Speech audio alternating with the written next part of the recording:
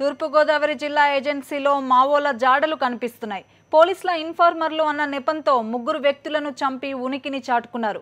మళ్లీ మావోల కదలికలు కనబడడంతో పోలీసుల్లో కలవరం మొదలైంది. ఏపీలో మావోల జాడలు, తూర్పు మన్యములో కదలికలు, ఖమ్మం ముంపు మావోలు, ఇన్ఫార్మర్లు అన్న నెపంతో ముగ్గురు హతం. రంపచోడవరం డివిజన్లో 11 దళాలు, అరణ్యములో పోలీసుల బోట్ల చప్పుడు.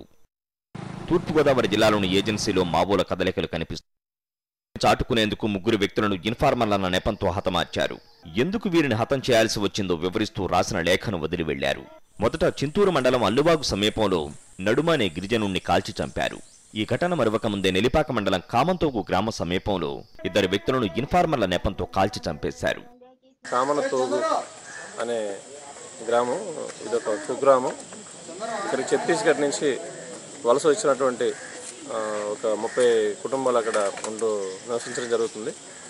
అక్కడ ఒక ఇద్దరిని మావోయిస్టులు చంపేశారు అనేటువంటి కన్ఫర్మేషన్ ప్రకారం మేము వెళ్ళి ఎంక్వైరీ చేయగా మడిమి జోగ, మడిమి చుక్కయ్య అనే ఇద్దరు వ్యక్తుల్ని తెలుసుకుని తీసుకువెళ్ళినట్లు, వాళ్ళని నేను సాయంత్రం పలానా ప్లేస్లో చనిపోయి మేము చంపేస్తాం అని చెప్పేసి వీళ్ళకి ఇన్ఫర్మేషన్ వచ్చినట్లు వెళ్ళి చూసుకుంటే వాళ్ళిద్దరూ చనిపోయి ఉన్నట్లుగా.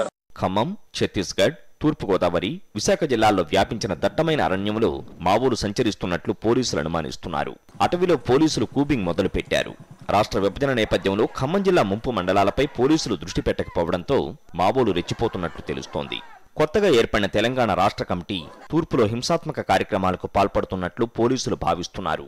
ఏజెన్సీలో శబరిదళం పేరిట కార్యక్రమాలు నిర్వహిస్తున్నట్లు గుర్తించిన పోలీసులు మావోల కదలికలపై నిఘా పెట్టారు. సాక్షి న్యూస్, తూర్పుగోదావరి జిల్లా.